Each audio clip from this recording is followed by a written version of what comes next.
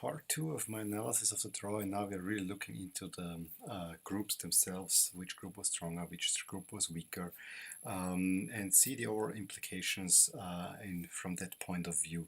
How fair was the draw? We already saw yesterday. It's probably okay, but some teams got dealt a better card and not, and let's see how the groups look like.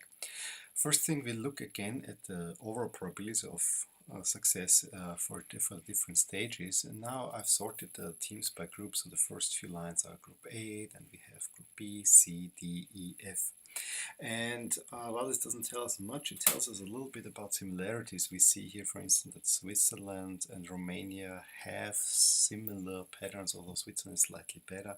It's more interesting here, Wales, Slovakia, very, very parallel. So those two will be evenly matched. Ukraine and Poland is very similar. Oops. Sorry, and maybe even more so Croatia and Turkey here. So we can see actually the battles for top spots. Belgium, Italy, probably a tight one, but even tighter is Portugal and Austria here, with Hungary and Iceland sharing similar fates. So you can see a little bit here, but we also see that maybe with the exception of Portugal, who doesn't go as deep here, all 5 top seeds are kind of favorites to actually win it all. Portugal is not quite there at the moment. England, maybe it's a toss-up. Okay, well, how does it look for differences? We again look at the absolute differences first, and again sorted by group, and this tells us already a little bit more. If you see a lot of red popping, these are the not so happy teams. If you see green popping, these are the happy teams, and we see already that Group A looks kind of happy, especially Switzerland and Romania, but also France, more on the happy side. England probably got it pretty even. I mean, for the first few rounds up in the quarterfinal, they have a positive, then the draw dealt them, and we already saw yesterday they are running into Spain in the semis, so that was a negative for them. But the other 3 teams, Russia, Wales, Slovakia, quite happy with the draw. Their chances improved. Germany got dealt a tougher draw. They have to run through Belgium right here, which is I think the 3rd strongest team in my rating, and then they match up with the host France. So for that reason here, but it's mainly the Belgium effect here that kind of makes things tougher for them. On the other side, qualifying for them got easier. For Ukraine, Poland, although they got Germany, they are happy because yes, they have Northern Ireland in there, which is kind of the minnow in the group, and so those 3 teams look set to qualify at the expense of Northern Ireland.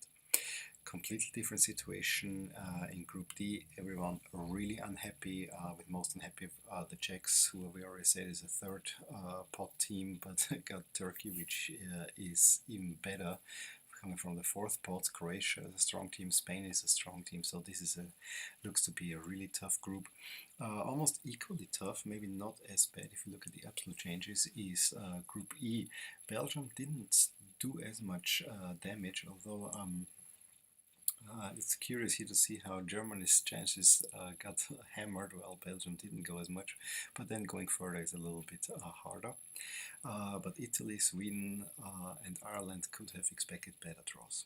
And then we come to Group F, where everyone is happy, and probably that explains the big smiley faces on the Austrian side when they were drawn as the last team to Group F. I think Austria would have made this group maybe a little bit more even, because Italy is the strongest team, Austria was the 2nd strongest team, according to my rating, of course. So we see here everyone is kind of happy, and we'll see in a little bit why this may be. I mean, you can already guess. Hungary, Iceland, Portugal, their respective pots were not necessarily the strongest teams. Also look at the relative changes, pretty much the same overall pattern, it's just a little bit stronger everything. So we see here again, Group A, everyone is pretty much happy.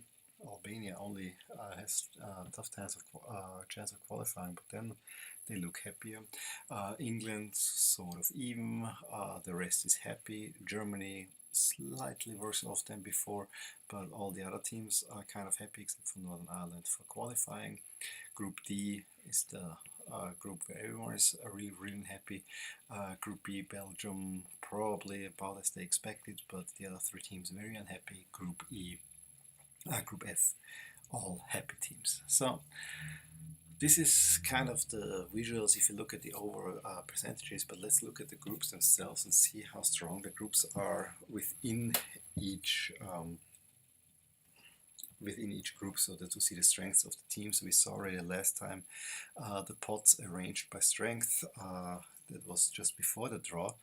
And now we take the same strength ratings, same coloring, and distribute it over the groups. So if you look at black, those are the strongest teams in each pot. Like Germany was the strongest team in pot 1, Poland strongest team in pot 3, Italy strongest team in pot 2, Turkey strongest team in pot 4. And we already see that in Group C we have two kind of tops teams from each pot. Red are the second strongest teams, Spain, Austria, Ireland and Romania.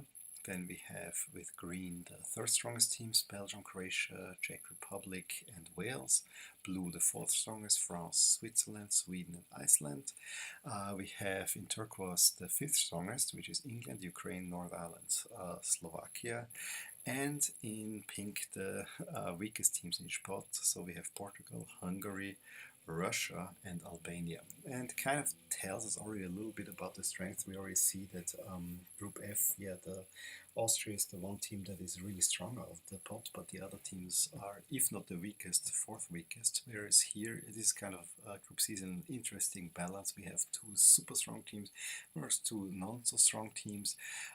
But here we have the strongest team out of pot 4. We have two third strongest teams out of pots 2 and 3, and Spain the second strongest team. So this, just by the coloring, looks already pretty tough.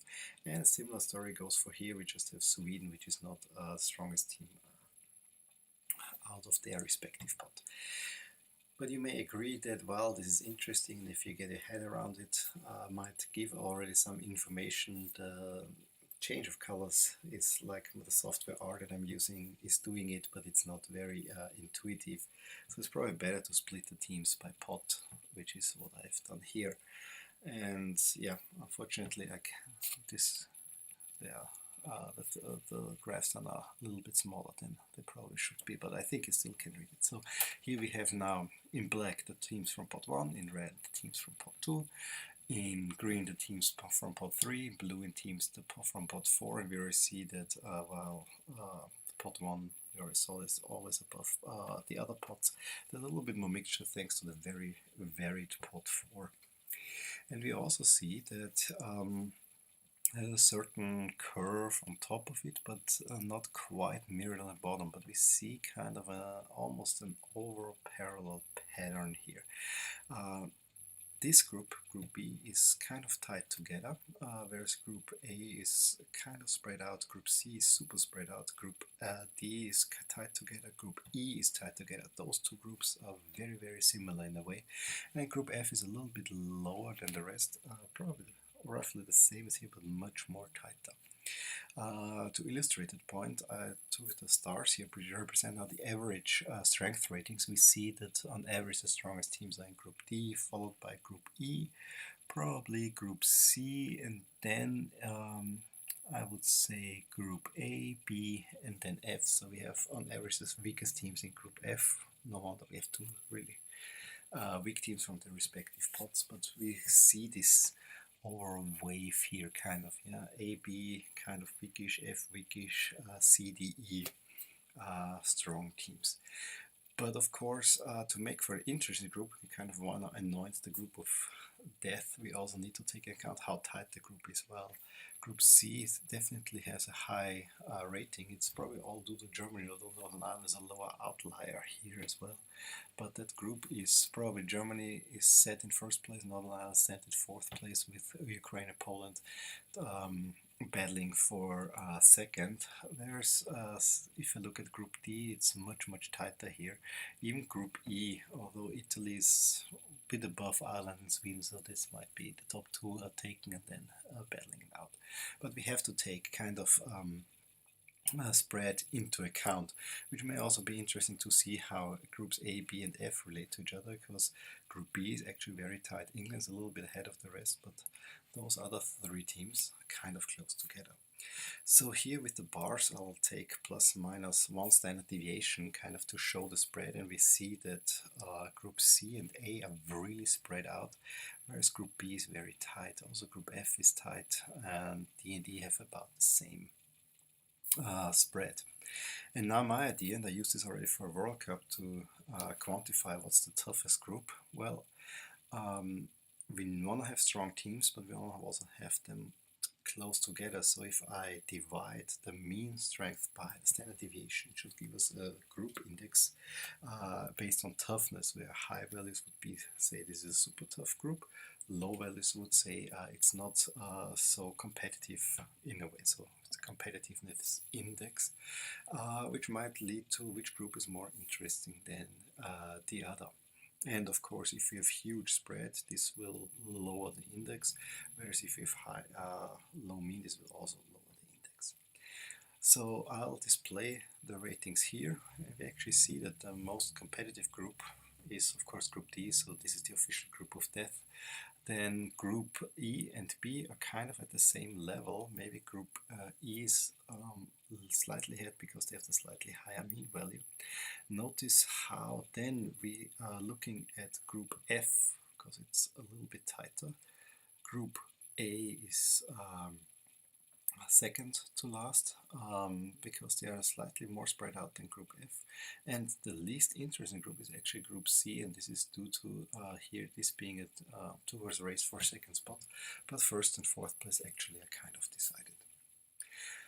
Well, I hope this was interesting to you. I think this is the best group analysis I can give for now. Maybe we can go a little bit more in depth later on, but maybe I come up with more ideas. But here is my rating. What's the toughest group, what's not so tough, and you can make your own conclusions. Maybe let me know what you think about this, and hope you enjoyed this little video, and see you next time. Bye.